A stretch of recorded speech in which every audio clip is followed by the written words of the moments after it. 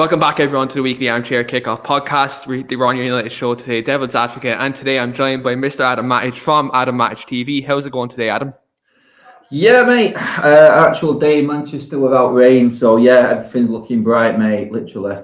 That's good. Do you know what? Over here in Ireland, in the last kind of 2 days, it's been raining, it's been sunny, hailstones, the whole lot. So mate. I think we're getting the backlash of your weather, mate, here, because we're getting pretty much the same. You're just throwing it over to us, mate. Yeah. We're giving you Declan Rice, now we're also giving you the bad weather, so we're always giving you something. Yeah. So, guys, we're here to talk about all things Manchester United here today. So just give you a rundown what we're going to be chatting about tonight. So we're going to be chatting about Sunday's protest, because according to some, Adam was the ringleader. So I do have to get Adam's perspective on that. Also, we'll be chatting about Avram Glazer. Obviously, everyone's seen Sky News last night, refusing to comment on the situation with the Super League and also what's been going on with Manchester United. And then also, look, big game tomorrow against Roma in the semi-finals. So, Joe, look, I think all things considered, we've a good bit to talk about tonight. Adam, I suppose we'll start off with the start of the week, really. Last Sunday, with the protest at Old Trafford, 10,000 Manchester United fans. For the most part, looked like a very peaceful protest until, there was a minority who weren't so peaceful. Obviously, people got into Old Trafford. There was a bit of a ruckus with the police. I seen on Sky News you were given a very passionate interview, and they clipped it up literally into, and they kind of made you out to be kind of a ringleader, nearly almost. Which that's the first thing for the truth, but kind of it, mate, innit? Looking at Sunday, because I wanted to speak to you about this because you were there, you were front and center, like you were at the protest, you were at Old Trafford. Talk to us about the protest. Like, what was it actually like being there on Sunday and kind of the events that took place? Yeah, do you know what, mate? Everyone sees this as everything started off with a normal protest, then fans broke in and took it one step too far. Mate, they were in there first. This protest kicked off early, and they broke in before the majority of people were actually there, mate. So this breaking into the actual stadium bit and getting on the pitch, this started it all off. Them fans then came back outside and started to protest outside, because there was a little bit of a march going round the Sir Alex Ferguson stands, heading towards the back of the stadium where the coaches apparently were going to be arriving. But then as we got around there, the people who were on the pitch then came out onto the main road and said, we're going back this way now. Everything's been locked down that way. So this is before all the main happenings and a lot of the TV coverage of the thousands of people outside the Munich tunnel. This all happened before that. And then obviously it got a little bit long, it got a bit further into the day, further into the protest, and we've seen the breaking and entering side of things, smashing through the disabled elevator access to gain entrance to one of the suites. That then sort of brought the police in a little bit closer, and they just bided the time, mate. They just stood there, started to just make a bigger presence, and then I think later on in the day we seen the scenes then of the clashes. A few missiles were thrown at the police. Obviously, we've seen the injury to the one police officer. Nothing has been said about any injuries caused to fans by police brutality, which there was. It won't get reported or talked about as much, but we can do that. We can talk about that because we've seen it. It was right there, and the pictures are there. It couldn't have been any clearer what was going on and what was wrong. So both sides are at fault. It kicked off and was started by the United fans. We're not going to deny that. We're the ones, well, not me personally, but Manchester United fans broke into Old Trafford twice. I would probably say, mate, over the whole part of the day and the protest, probably close to 1,000 people gained access to Old Trafford. Jesus Christ. Over the whole thing, because we've seen that there was hundreds on the pitch, mate. The aerial view picture that the cameras took and the drones took, we all seen the pictures. We all seen the hundreds of people running onto the pitch. There must have been a few hundreds onto the pitch then when that door got smashed in, which was right near where we was, because we was all like shepherded in to that Munich tunnel area. And as you know, mate, if anyone knows the way around Old Trafford, that is sort of like a bottleneck, and that's where the action was. There's no way out unless you jump over the wall onto the railway. So this is where the police cordon was sort of softly in the first place. They wasn't allowing fans into the Munich tunnel, which is probably right. If anything happened in there, it would be an absolute disgrace because that is our history. So rightly so, that was blocked off and strongly blocked off, so fans couldn't gain access. But that then left the whole area around where away fans normally go in. That's where the trouble was starting to be caused. Fans were getting rowdy, more drinks had gone down. Then inevitably, like in most protests, not just football ones, protests all over the world, a few missiles are thrown, there are some idiots around. It happens at every single one. The police just bide the time, didn't do anything at first, just stood people off. And then obviously, as it got later in the day and they sort of said, look, we need to make a move now and get people out of here and start moving people along, they started to get a bit more forceful. And then that's when we seen them pictures of them. But like I said, mate, close to 1,000 people would have gained access. And that's why I think the game got called off, because there was no way they could guarantee there wasn't someone hid in that stadium. Everything would have had to have been sanitized and protocol, COVID bubbles. I'm hearing the players weren't happy about not being able to go out and speak to the fans. I mean, yeah, that's pretty stupid because we wouldn't have had a game on because they would have broke the COVID bubble. So I don't know what they were thinking there, but I'm guessing that, mate, is why the game got called off in the end. There was no way that they could reset things. And mate, flare bombs, smoke bombs were all going off inside the stands. So fire alarms, resetting systems, and we all know what happened in Bournemouth game when we had the bomb scare. There's no way that the new security system or whatever's in there is going to make the same mistake twice. So everything was going, and it would have had to have gone over with a fine-tooth comb. And we all know minimal staff were on, mate, because that many fans broke in. So it would have took them longer. In the end, they just said, look, we can't confirm, we can't guarantee safety. And the game got called off. And you could say the fans got what they wanted. They had an impact. But what happens after this? We don't know. People are just, I think the owners and powers that be will just hope that things just die down and just fall out of the public eye again. But if they do another one, then it's going to cost them more money to police the stadium, whenever it may be. And we're talking today about fixture changes, mate. If that's at night against Liverpool, do you know what I mean? People are going to finish work and they'll just go straight into town and do the same thing again. Yeah. Like I said, we've all seen the ultimatum letter from Must to the owners about the 4 things they want addressing. I don't think the Glazers will pay any attention at all to that. No, not at all. And we will see it all come to another crescendo again. Thankfully, United are away this weekend, so we should get one of the games out of the way. But when it comes down to that Fulham and Liverpool game, I'm guessing a similar sort of outcome, mate. And we've still got to play Leicester at home as well. So, you know what? It's not clear how it's going to go down, but I'm already hearing rumours about more, mate. There's more talk of more protests. And yeah, I've seen it already since. I think they're going to keep doing it, yeah. Yeah, I've seen it since the rejig of the fixtures, like in the last hour. Like the literally protests are already been plastered up all over social media already. Like this isn't going away, Adam, and this is a very important thing. And I said this the other day, and I haven't been on my channel since the protest Sunday, since our pre-match show and all them events were taking place. One thing I just want to make clear: I'm fully for the protest. I'm for all the peaceful protests. There's a lot of things that weren't reported, all the positive things, like the songs the fans were singing. The fans were showing massive support for Ole Gunnar Solskjaer, showing massive support for the players, showing massive support for the football club as in general. But again, obviously, some of the other stuff that happened is after overshadowing that. And at no point did I ever say that fans can't protest. Yes, they can. Freedom of speech is a real thing. Every fan has a right to protest, no matter who you support. So, like, look, at the end of the day, I do support the protests. I didn't support some of the stuff that happened, obviously, in terms of flares being thrown at employees of not even at Manchester United. Like, you know, obviously a steward inside the stadium got injured as well. Like, again, they have nothing to do with the Glazer ownership. They don't deserve to be physically harmed. That's fair enough.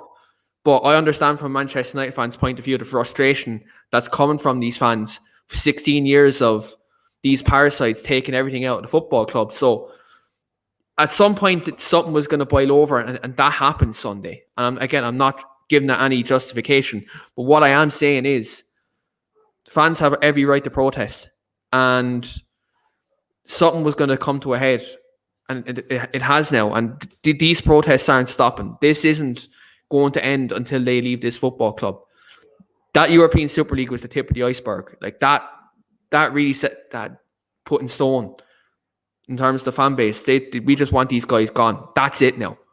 Enough's enough. I mean, I said it, mate. I said what they did was like dropping a stick of dynamite on an already burning, flaming fire, which was the United fans' relationship with the Glazers already. It was a constant bonfire.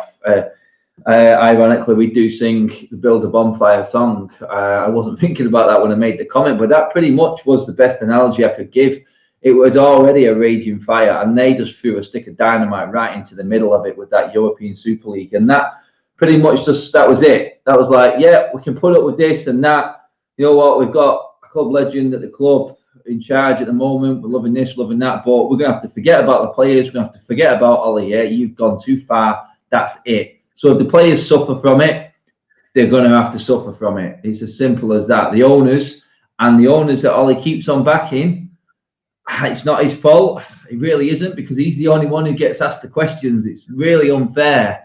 And I said that today about Ollie. I wasn't happy with what he said today. I really wasn't. But there's nothing else he can say.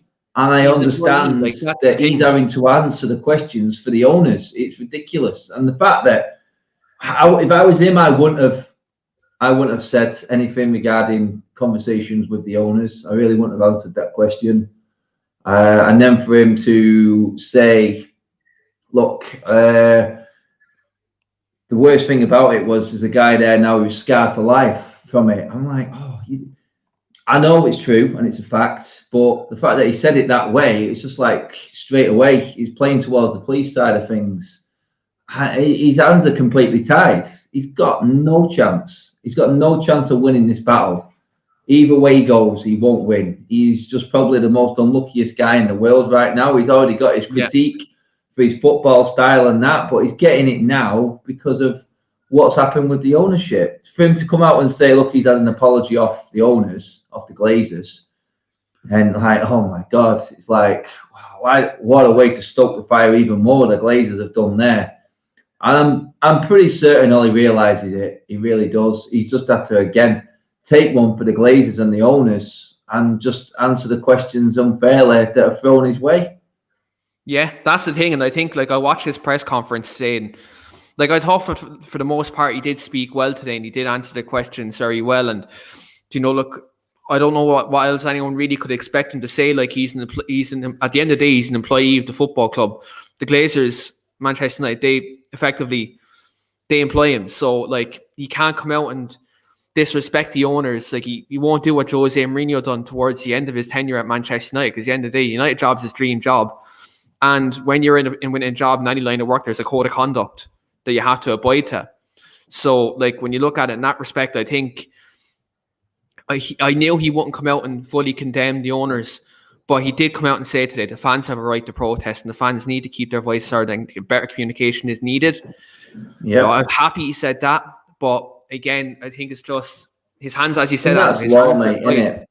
That's law, mate. You know, there's nothing against protesting, so I think anyone can say that and safely say that. That's sort of like the minimum that they can actually come out with and say. Anyone, I mean, what we've got to look at it in the bigger picture is, it's like, what else can Ollie say regarding what is going to happen in the future? He can't. He doesn't know. I guarantee you he doesn't have a clue what the Glazers' plans are. And, you know, we want to get back to talking football, but this has completely overshadowed all the football now. And it just feels like we're talking hollow regarding football matters. And when Ollie speaks, it's just like, yeah, I know. But the whole excitement that there was building to the end of this season, which there was a little bit of, you know, semi-finals, possibly final, finishing in our best position in the league since Ferguson left, possibly getting our highest points tally since Ferguson left. There was a lot to play for, but it's hollow to me now. It really is. The Europa League tomorrow is a foregone conclusion. We're already through. And then to the final, it may get a little bit of excitement just for the fact that it could possibly be Arsenal. And it's all about next season now, isn't it? We're all looking ahead to next season and probably getting fans back in the stadium. That's the only good thing around the corner. But then we're all stuck again in this situation that's just come up now with the Glazers and that. It's like fans now feel stuck because they don't want to support this poisonous ownership, but they want to get behind the team and get behind the players and the manager because we've not seen them for over a year. And they put that pressure now onto the fans as well. So now you'll have fans disagreeing with each other. There'll be disruption within the fan base again. And that's exactly what the Glazers want. Well, everyone else is arguing with itself. They're just going to carry on making their money. And then week will go by, week after week after week. The dust will settle and they'll be into a normal routine because we can't talk about this and do this forever. And that's what they're planning on. They're just playing the long game. They won't come out with any comments now. The only thing that's going to hit them is if, like we've seen with the Adidas shirt sponsors and not selling as many shirts, stuff like that. And you know what? It's like the Chevrolet deal that we used to have on the shirt. Going down to this new one, it's not as much. It's not as prestigious. So straight away, it looks like there is a decline. And we all seen the numbers that came out yesterday that were well documented all over social media yesterday. It was pretty condemning as to what they've taken out of this club and what the future holds for us. Because if they're planning on building this club into a $7-10 billion company, and it is a company to them, nothing else, then what we do is fruitless. But games cancellations, unfortunately, the team and the manager are going to have to suffer at the hands of the Glazers, not the fans. People will say it's the fans' fault that the game's not being played, the players can't play, but they're all saying that the fans have a right to protest, the players, the manager, and everyone like that. In the end, this is all down to the Glazers. And for me, I do feel like I think the bridge has not been burned between the Glazers and the United fans. I feel like the foundations have been tore up. They've absolutely been flattened, and the ground that was there, where the bridge was, has been completely. It's derelict, mate. It's gone. It's finished. There's no way that the relationship will ever get anywhere near sort of parity. It never really was, but never was. After what they've done, it's impossible for the fans to go back normal. I think that is their ultimate game, mate. It's just playing the long game. That's all they want to do. And they'll just see it out and they'll wait it out. They did it with the Buccaneers and then they went and won the Super League. It's different in the Premier League. They haven't got the competition that this league has, and that's why we love it. Problem is, they don't. They want something different.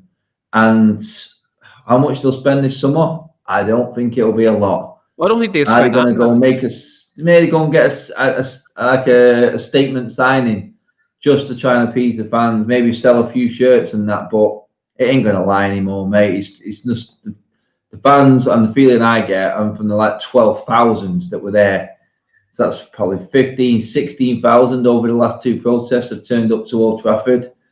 You know what? It's only going to get bigger. It really is. And they're not bothered if we leave our tickets behind, mate. We can't afford to let our tickets go, I don't think. I understand what people are saying. Don't go. Don't buy the tickets. End of the day, they'll replace it with someone else and get more money off them. And then we'll never get back. And this is the problem. It's just an impossible situation. They hold all the cards. And unless United stop making money, we're going to be battling with them forever and a day, mate. And that's the thing. And I think, look, the fact that we're the biggest club in the world and we have a global fan base, you hit the nail on the head. I think, there'll always be someone there waiting to take someone else's season ticket. And I think that's a problem. And again, I'm not dissing anybody from any other part of the world who will take that ticket because, look, at the end of the day, we all love our football club. We all want to see Manchester United play. I'm not saying that at all. But what I will say with regards to it is, you look at all their sponsors now, every single one of them are being targeted right now. Adidas, TeamViewer, Cadbury, Remington, all these other companies. There's about 16, 17 different companies that are sponsoring Manchester United at the minute. This is different to any other time that these Glazers out protests have happened. Not only are these protests happening, the sponsors are now being targeted maliciously. Their stocks are dropping. Adidas, this is one of the lowest times Adidas have sold shirts at Manchester United. Now, obviously, you can put that down to the global pandemic, but these numbers won't be coming out with all this stuff that's after happening with Super League. You also look at like people like TeamViewer, their stock dropped like 2-3% in the last couple of days from this. Also, they went from like a 4.5-star company down to 1.5 in the space of a couple of days because of Manchester United fans. So I feel like if the United fans if we can put pressure on the sponsors are then going to have to put pressure on the football club, and eventually push could come to shove and we can get them out. I think that's the only way we can hurt these guys is through revenue. Protests will work too. Mass protests will help. Obviously, when the fans come back to the stadium, other things like walkouts, stuff like that can be organised too. That can, This is it, Keane. The best way to do it, and we've seen, me and you, we've both spoken to Kieran Maguire, football finance guru, the man in the know. He's been all over this. And it's like he said the massive drop is the match day revenue. So, yeah, the tickets are one thing. The season tickets are one. They've got that money already. So if you go or if you don't go, it doesn't matter. They'll always sell tickets. They'll always get that ticket sold. Even if people don't go, they're still going to sell the tickets. Doesn't matter. So for me, the best way to do it is to carry on buying the seats, because they won't dare up the prices while they've still got all the regular season ticket holders in. They wouldn't even dare try and do it. They would absolutely be destroyed but if they tried doing that. So keep going to the game, support the team, get behind what we love, but don't buy anything. Just don't buy anything. Forget MUTV. Forget buying anything inside the ground, because they make a fortune, an absolute fortune, from day trippers coming in just buying merchandise, programs, food. Even the food, mate. The amount of money they make on food and drinks and beverages, beer, stuff like that. It's hard for a lot of people not to go to the ground and have a drink, but go a bit earlier. Have a drink in the pub. Give it to a pub. Go to the Trafford, go to Tollgate, Bishop Blaze, any of them places. Yeah. Go there before the game. Don't give them anything at all inside the ground, because I understand, like I said a minute ago, when people say stop going, stop renewing your season ticket, it's not going to make a difference. It's not going to make a difference. They will fill that stadium no matter what. And if we stop going, then they will expand that executive section slap bang in the middle of the Stretford end. They will expand that and start charging more expensive seats. And then it will cover the cost of people who have given up their season ticket. They've got everyone ticket-wise by the short and curlies, mate. They really have. But we can hit them if we don't buy merchandise. If we don't buy the food, the drink, the programs, the scarves, anything inside, forget it. Don't bother at all. It's not worth it. It's overpriced anyway. And you can get something outside. There's plenty of places to get food outside. Give it to the local company. Give it to the local businesses. That's what I say. And then, you know what? That will affect them. The match day revenues will come down, and they will not be able to manage with that. They've struggled now because they can't sell tickets and they've got no match day revenues. I think it was 4 to 5 million a game. That's what they're losing. A good chunk of that is what's bought actually on the day, mate. The merchandise, the things like that. A packed megastore could take $1 million on its own in a game, in a match day, along with all the food stalls, the scarves inside. You know what I mean? The kids buying stuff, programs at like £10 for the packs. £10, man. If 20,000 fans, day trippers, went for a European game, which you can get, and they all bought one of them because it's there. They don't go there that often. Yeah, that's their target audience, mate. They don't care about fans singing. They're not bothered about atmosphere.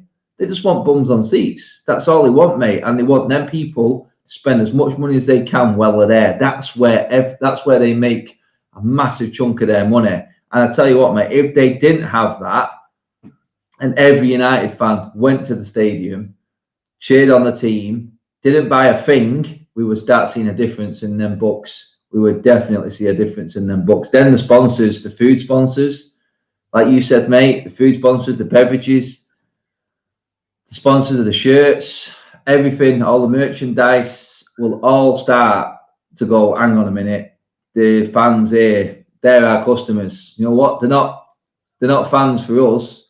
They're just buying what we're sponsoring. And they're not buying it anymore. That's how you hit them. That's how it's got to be done. And it's like we said the other day, the match against Liverpool, the fans stopped the biggest game in football from going on. It must have cost them a fortune just to cancel that game. They'll get the fine from the Premier League, the extra policing they had to draft in, the repairs to the stadium. Mate, it probably cost them a fortune. A few of them, tell you something, mate, a few of them, it's going to start adding up. And then we'll see, look, okay, possibly a point deduction starts affecting the team, starts affecting finishing in the Champions League, then we will see it. And I said it, I'd rather get relegated, mate, and watch this team in the lower divisions than have these guys in charge right now. I do not care if we're in Europe or not. You know what? There's a part of me that hopes that, I don't want it for the players. I really don't. I don't want to see the best players leave. But if it meant the best players leaving, the Pogbas, the Brunos, just to get these Glazers out and we have to drop down a division, I do not care. As long as we get the club back and we build again and do it properly. That's it, mate. We still not had our punishment yet from any of this. God knows what the delay is. They're scared. This is how much power these guys have got.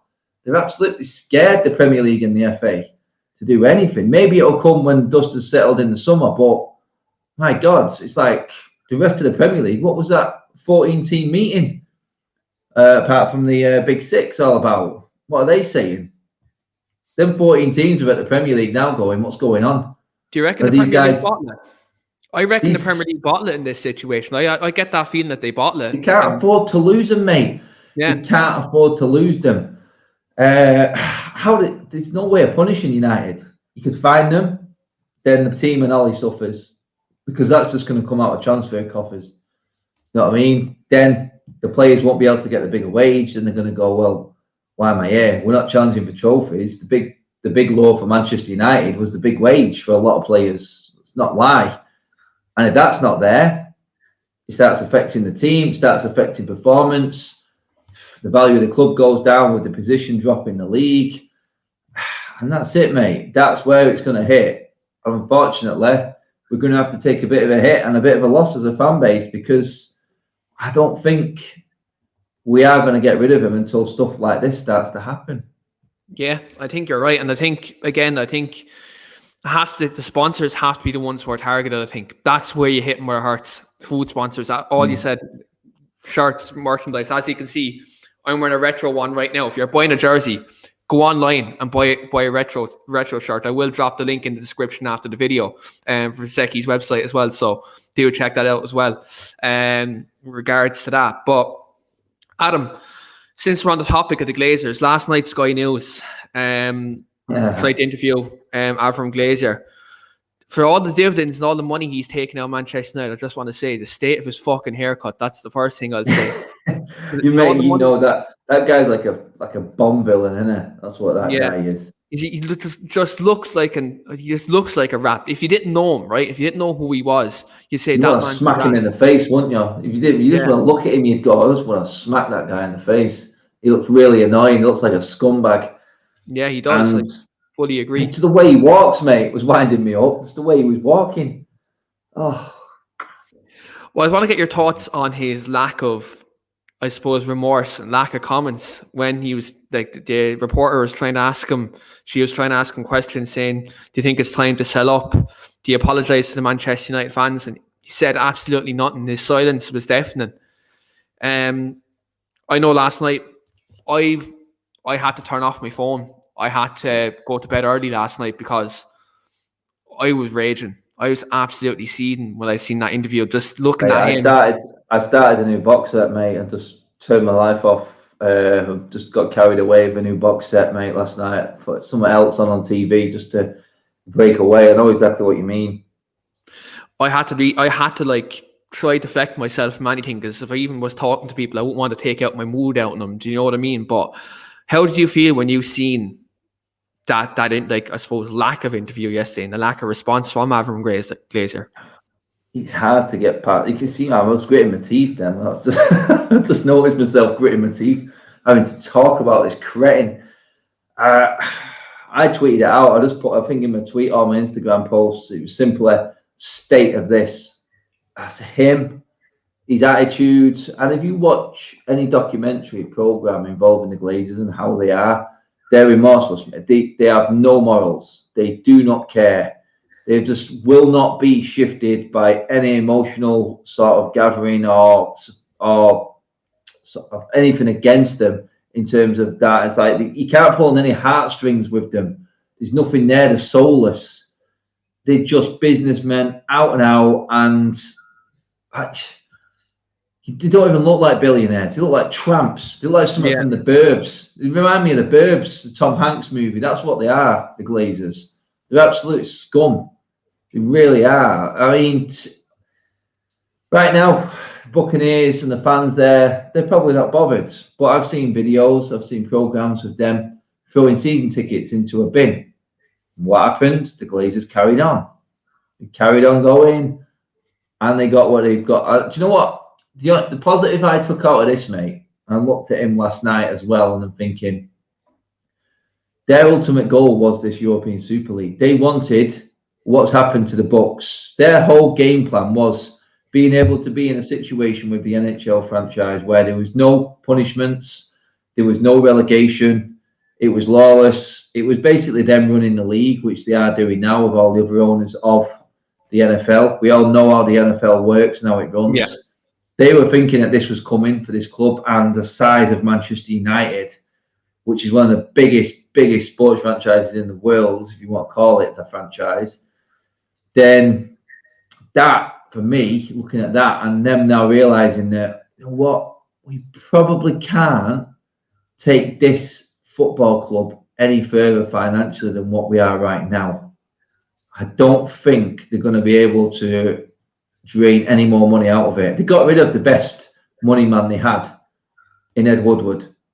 Ed Woodward was the money-making machine behind everything. And that's one thing none of us can deny he was the best at. He was just pulling out deals left, right and centre, bringing in the revenue. And he's the one who took us to record revenues. He was in charge. We didn't see the Glazers. Ed Woodward was the one who was spinning everything. He was making it work in the Glazers' way.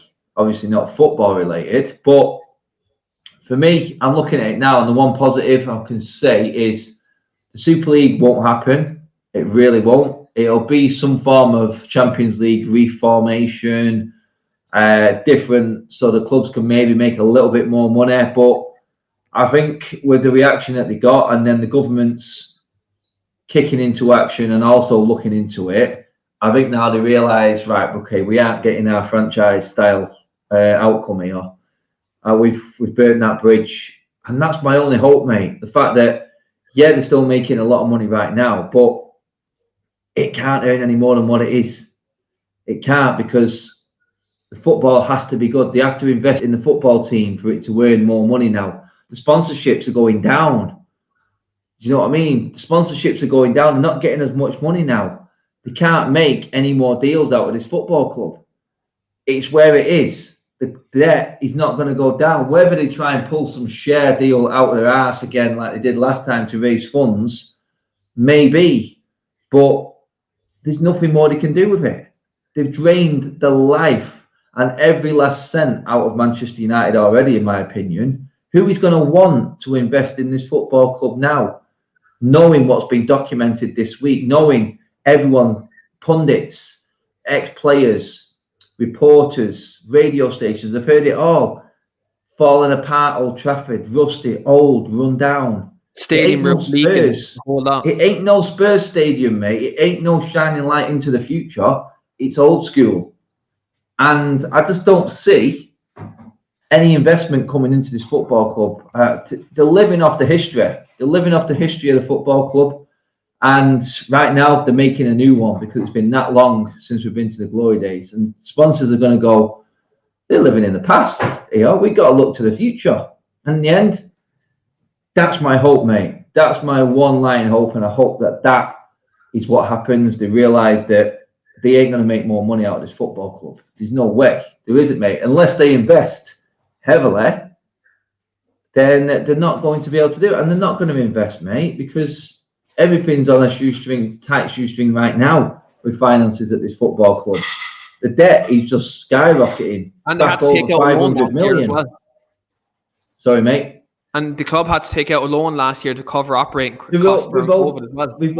Revolving credit. They've not used all of that up, but that's for running costs of the football club. The only way they can probably get more money is if they started raising ticket prices, and that would cause absolute anarchy.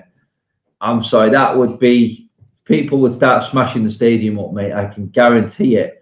Because when fans are back, you ain't stopping them hardcore United fans from doing whatever they want. There's no way that they'll be able to police that within a stadium. People will get scared. The scenes will be all over the world. They started trying to raise prices now.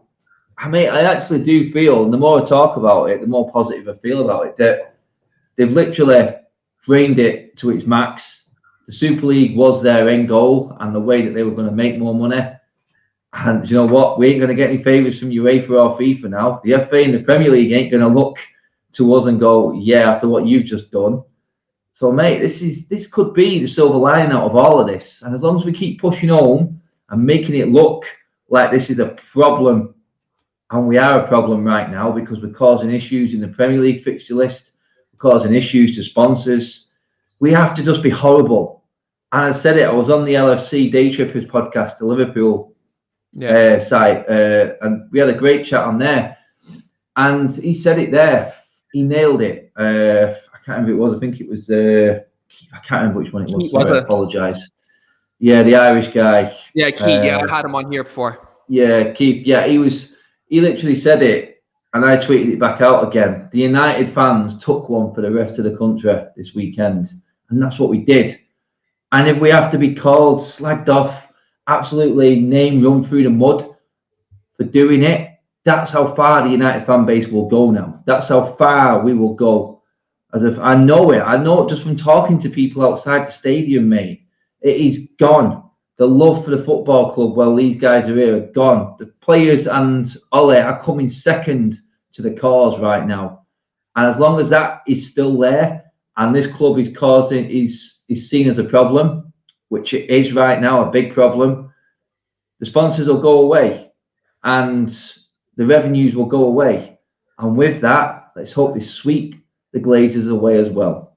I just want to come to Lucy's comment here. It says, nothing new about that. We're always hating anyway. Yeah, look. Exactly. So why not milk it for all it's worth and just say, so what? Slag us off for all you want. We're looking after number one right now. And you know what? When we get them out and we set new laws and we set new regulations with the FA, with the Premier League on how ownership has to be done in this country, no one's going to be moaning at us then, mate.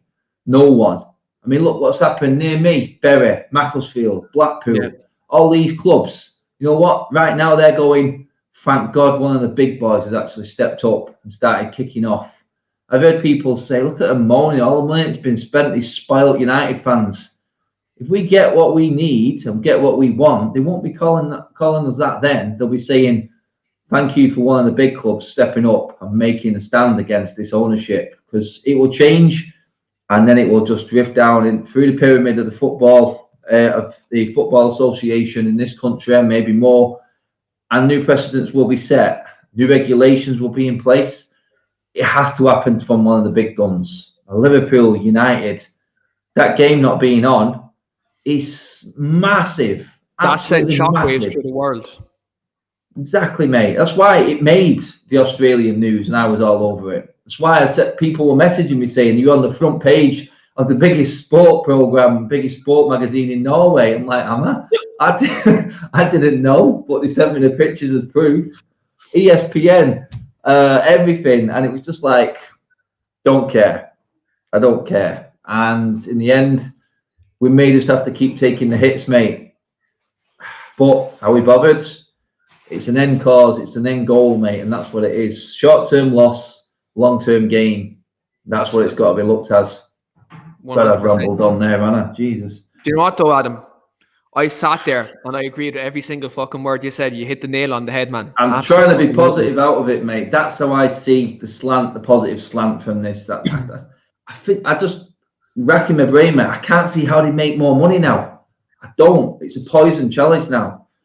We're not bothered about dragging our own club through the mud to make it impossible for anyone to invest in. And until someone comes and he wants to run it right, then there you go. One question I'll just ask. In midst of all this, right, let's say they stay for another year. Imagine in that year, let's say, because they don't invest, right, and all the other teams around us could potentially get back to their best. Liverpool get all their injuries back. Chelsea's players after a year settle in, they really hit the ground running. Spurs look like they're getting Conte in as manager, which could be another game changer as well. I've not heard that one yet. That would be a good fit for them. With regards to all this, Adam, let's say all these moving parts happening, even Leicester are in the mix. And let's say United finish 5th or something like that, and then Ollie's the one that's sacrificed. I think Glazers' position at that point would be untenable if they got rid of Ollie, to be quite honest. I think if that happened amidst all this within a year, I think it'd be very dangerous. Out of all of this, mate, it's solidified Ollie for years to come, hasn't it? Because he won't dare do it, will they? I don't think they'll do it. Like, look, you wouldn't know. It could become a business decision, but I'm fully behind the manager as well. I just want to make that clear. I'm just saying, if they do that amidst all of this, if they went in and got rid of him, considering how behind Ollie the fans are, it could be dangerous. That's the word I'd use. I'm not sending any threats or anything like that, but if that happened amidst all this, now look at that. You can see the anger in his eyes. He's going mean Keane now. Mean Keane now. Nah. Tim will clip that up now, watch. Yeah, mean Keane. But I think if they got rid of Ollie amidst all this, they'd be war. That would literally be, you talk about Super League, it'd be twice as bad. I strongly believe that. But you just nailed it there, Keane, mate, by saying that even the Ollie outers right now, they don't want anyone else to come in under this ownership right now because they're not going to give him what he needs. Yeah. It's as simple as that. Yeah, we can get a better coach and the football will always be better with the next man. The grass is greener on the other side and all this. Yeah, possibly. But we know that the club is going nowhere with these owners. It's quite clear. Unless you've got Sir Alex Ferguson in charge, who can perform absolute miracles, then the club won't go anywhere. You could bring Pep in, the football would be better. Yes, it would. It would make players better. That may be the only direction we can go. But United fans right now are like stuck going, if we get better players in, then we still got to go and support the team and cheer them, and then maybe we do win a trophy and start challenging. That's the Glazers stuck in then, isn't it? And you never want, and I said this the other day, this would be the only time I would want my club to not succeed is to get the ownership out. I would take the loss. And I would hate to do it. It pains me to say it. It absolutely destroys me, but because I want to get behind the boys, I want to get behind every one of them players in the United shirt. And I slag every single one of them off at one point, but we're fans. We're allowed to do that. We pay our money and we're allowed to do that. But we back them when they walk out on the pitch. We do our mulling afterwards. But when I'm there, I'm cheering every single one of them on. And if they have a bad game, they have a bad game. But for me to have to say, look, the end product, and we don't win games, and I'm happy that if it's getting rid of the Glazers, that kills me inside. It really does. A short-term loss for a long-term gain. That's literally what that is. Said, mate, it's what it is. And you know what? A lot of these players have come a long, long way. A long way. I'm looking at the Mason Greenwoods who's had to deal with what he's had to deal with this season, what Rashford has done for this football club. I don't want to see them affected. I really don't. And it is horrible for them. It was horrible. Yeah, they paid millions and this and that, but at the end of the day, they're footballers. They sacrificed their whole life to turn up and play football for us, the fans. And you people say sacrifice, what are you going on about? The amount of money they get and this and that. Yeah, it's a nice life. But when it's finished, you know what I mean? You're stopping everything. You're stopping all the enjoyment of your younger life that we've all had, the nights out, the holidays, the lads, you know what I mean? That's all gone for these guys. And it's a massive, massive commitment. And I don't want to see them be the ones that suffer. But what's most important about a football club? Its roots, its fans have to be number one. I've heard Rio Ferdinand come out today and say, I have to back the fans. And it is easy for him to say that. It is, because BT are on the decline. Sky are looking to try and take over everything. And that's why we got what we got from the Sky pundits. And that's why we're getting what we're getting from some BT of the Sky ones. Everyone's got their own agendas. Some of the Sky pundits, there was a certain pundit in particular who just has a blatant agenda against Manchester United. You all might know him. Not going to name him because he doesn't deserve it. But he's talking about Souness. Yeah. Like, he said on Sunday that the only reason United fans are protesting is because they're not top of the league. That's bullshit. I was going to quote that. That's bullshit, because 2005, that's when the protests first started, when these parasites first came in. The Green and Gold campaign in 2010, we're on the back of a Champions League final in Rome, funny enough, in Rome in 2009. Obviously, a year later, David Beckham came back in the Green and Gold campaign and re-spearheaded at that point. A year later, we won. We were in the Champions League final again, and 2 years previous, obviously, we were in the Champions League final in 2008, and we also were winning league titles in around that time, back-to-back league cups. Do you know what I mean? So for people to say that, like, that we're only protesting now because we're in a transition, that is absolute bullshit. It's just a crock of shit. It's uneducated. And if you're getting paid a lot of money and you're getting told to speak about a certain thing, at least do your fucking research before you come in and say ridiculous things like that. That's all I'll say. It's that, I mean, Gary Neville's no saint the other way, mate, either. Yeah. And I was listening to the Liverpool lads.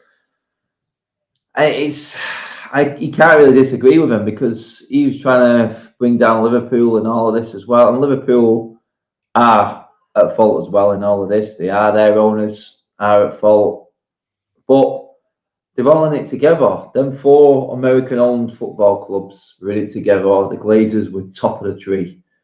You know what? They're the ones who have come out and said that this is the way forward. Because, like I said, Keane, they know that they cannot drain or get any more money out than what they're getting right now. They needed this Super League. They needed it. It's not surprised that Chelsea and City were just there because everyone else was going. They don't need it. United, these Glazers have just put us into a position now where it is just a case of, well, this is going to be it forever and a day now. We're not going to be able to expand, do anything else. And this bollocks about expanding the stadium, shut up. Not a cat in hell's chance. There's no immediate plans in the future, but we're not against the idea of expanding. Shut up. A load of bollocks. There's no chance that stadium's getting any more work done to it in terms of capacity. Yeah, the safe standings going in. At a point will be interesting to see where that goes. They'll probably try and cram as many people as they possibly can in there and get a bit more revenue. But for me, this is why United spearheaded the Super League. This is why we were the ones who were pulling every other Premier League team along with us. Because we need it more than anyone. That's the what it is. Glazers need it more. What it is to maximize revenue with minimum investment. That's literally what it was. More money for them. Exactly. We're actually here to talk about Roma tonight. With this stage, I'm actually sick of them bastards, and I think the more I talk about them, the more I get wound up. I think it's just a revolving fucking door, just going around in my head. You know, when it comes to these bastards, it's never going to end until they're gone. Really. Obviously, fixture change came out today. Looks like we're going to be playing 4 games in 7 days. Like, you look at this now. Again, we've been playing Thursday nights literally the majority of the season. We've been playing 2 games in a week nearly all season. Last week, was actually a week off. We've actually had a week off leading up to tomorrow's game. Looking at Ollie's squad, he's brought more or less the first team squad there. In terms of this game, how you feeling? 4 goals up. We're bringing our first team over. Do you make any significant changes considering they had a week off? Or the fact it's semi-final and the fact is what we have to play for it, you go for all out? We're talking about having to play so many games in such a short space of time, but let's not forget we've only played about 2 in the last 2 weeks. So the players are completely rested. There's no excuse in terms of tiredness or fatigue going into this game. With 5 substitutes to use, mate, keep it reasonably strong and then just get the game done halfway, maybe, and then start throwing on the changes, mate. Get the big guns out of there. Pogba's probably the one I wouldn't start simply because he's on the card and he could be a match winner in a final. He's done it before. He's scored in 2 major cup finals, obviously the World Cup, and the last time we made a final in the same trophy. He's a cup final, he's a big stage player, so don't even risk it. If Ollie plays him tomorrow, he deserves every single bit of criticism that's coming his way. He cannot play him. He doesn't need to play him. He's 4 goals up, for God's sake, against one of the worst defences I've ever seen in European football. And that's for an Italian team, saying something. But it's why they got Ollie, man in. Don't do it, Ollie, mate. Please, you're already under a rock right now with what's happened. Don't make it any worse for yourself by playing Paul Pogba tomorrow. God, I beg of you, please, not to do it. Because people, the Roma players know that they're out. And they'll just go out and kick 7 lumps of shite out of us. Get players wound up. Players could get injured. Just don't do it. Oh, we spoke off camera, mate, about Donny van der Beek's future at the club. Well, if we don't get a game in the next couple of weeks, then I think he's done. I think he's done. My God, if we can't squeeze him into this next few weeks, then I fear for him. I really do. But that's who I would play tomorrow instead of Pogba. Or even Bruno. Or maybe just play Bruno for half a game, then bring Donny on. Just get the game to half time, still at the same leads, then start making changes. 5 changes, like I said. You can get the big guns off. You can get a Luke Shaw off, a Bruno. You can get a Rashford, a Greenwood, Cavani. Cavani doesn't even have to play. You know what I mean? There's so many possibilities for us to not go wrong. It's just one of them. The only way it all fails tomorrow is if we just completely capitulate or we end up getting suckered in. Pogba plays, someone gets suspended, someone gets a bad injury for the final because we don't even have to worry about the league, mate. We don't have to worry about the league. The league's done. It's finished. We're going to be in the Champions League next season anyway because everyone below us has still got to play each other, so they're all going to drop points. So it doesn't matter. It don't matter, mate. And for me, I'd do exactly that. Make it strong enough, then make all the changes. That's it, mate. Just don't play Pogba, for God's sake. Don't play Pogba or Cavani. Let Greenwood play. Give him all the game time. Let James play. Give Matt a game time. Be any. Put anyone in there, mate. There's enough squad there. There's enough squad Keane there, mate, to beat Roma. Absolutely. And I think for me, I'm just going to throw out my predicted 11 with regards to this. I'll go David De Gea in goal. Wan-Bissaka right back. Eric Bailly, Harry Maguire, and 2 centre-backs. I think Lindelof with his back injury. Look, again, he's nursing that all season. It'll be 4 games in 7 days. Bailly's good enough to play. And he's fit, so why not start him? I would play Luke Shaw left back, though. I think, as you said, maybe give him 45 minutes and maybe bring on Telles for the second half if needs be to make a bit of changes. I'd actually go McFred tomorrow in midfield because again, Paul Pogba does not need to be played. So I do go McFred tomorrow, just obviously have a bit of energy in there. And obviously, look, if Roma do go all out, we can win the ball back quickly. And you know that they did do that well in the second half last week. McFred, I think, credit where it's due. I think the first half they were appalling, they were useless. I even tweeted out, McFred are awful. Second half, I nearly ate my words. So, you know, well, we won 6-2. I did eat my words, but you know, again, like at the end of the day, I'm happy to be proven wrong every time. So we'll go McFred as 2 holding midfielders. I would go Donny van der Beek in the 10. Actually, sorry, no, I'll go Bruno the 10. I'll go Donny off the left as the inverted forward, or Bruno actually off the left, whichever kind of one of them they can rotate in there, because Bruno has done it a lot in the last couple of weeks in terms of rotating positions with Pogba. Right midfield, I'll go Daniel James. Actually, shit. Do you know what? Actually, it's after popping into my head. Ricky tweeted today Dan James is out. So, yeah. Ricky might as well tweet that in a time where the club's on its arse. He's talking about Dan James still. Yeah. In that case, I'll actually go Juan Mata then off the right. Maybe Diallo. Diallo, Mata, whichever. Do you know? Give one of them a go. Maybe Mata just for a bit of experience, just to make sure, you know, we don't really kind of mess up again. Diallo second half time for him. I think that'd be grand. And then I go Greenwood up front. Again, if it's then a European semi-final to do so away in the Stadio Olimpico, where it's a tough place to go. So that's the team I go with.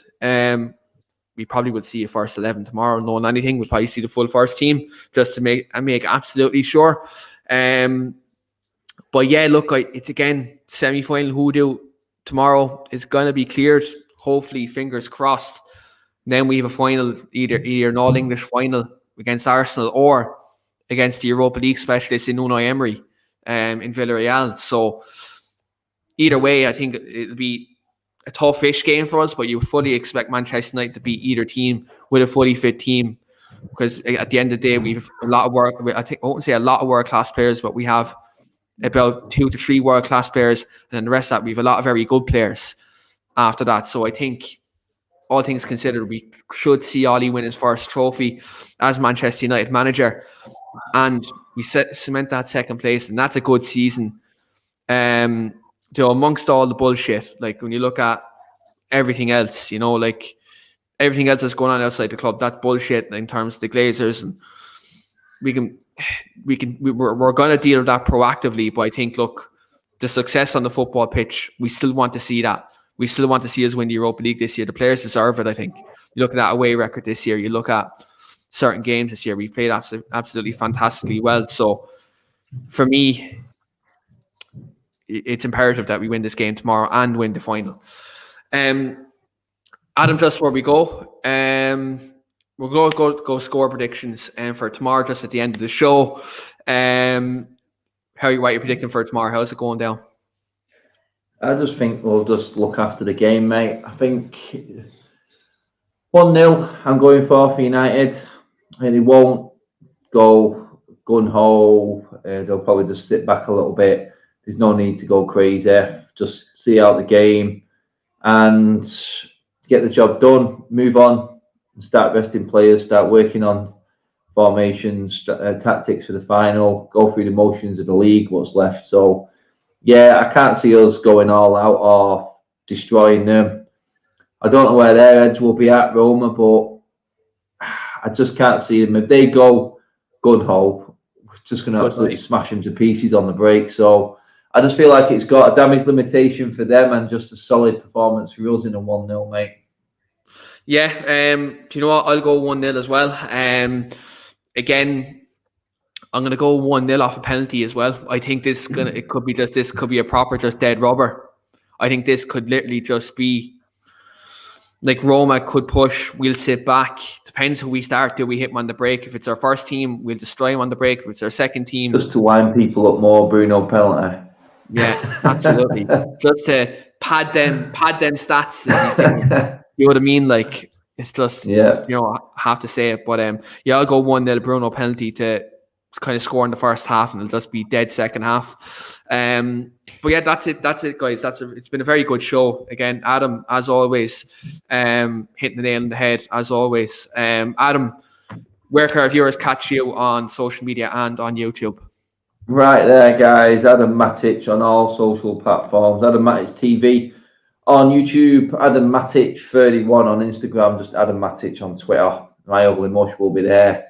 Probably in a green and gold shirt with my face. Being interviewed by someone, clipped, screenshotted, or whatever it is. But yeah, you'll find me. Apparently, guys, Adam's the ringleader in all this. Crazy. Yeah. Plenty of anger apparently in my voice. And guys, you can catch me, obviously I can see my handle there, Keane_Franey, for all your Manchester United related tweets. And also, you can catch me here on the Weekly Armchair Kickoff podcast as well. We do have a lot of United fans on this channel. And if you haven't already, we have recently launched our website at www.weeklyarmchairkickoff.com. We're after getting a few new writers, new articles going up daily now, so do check that out as well. But thanks very much, everyone, for watching. Champions League is on now, so go watch BT Sport and Hala fucking Madrid. Let's fucking go. But anyway, that's me. This is Adam. We're out here. Thanks very much, everyone, for watching.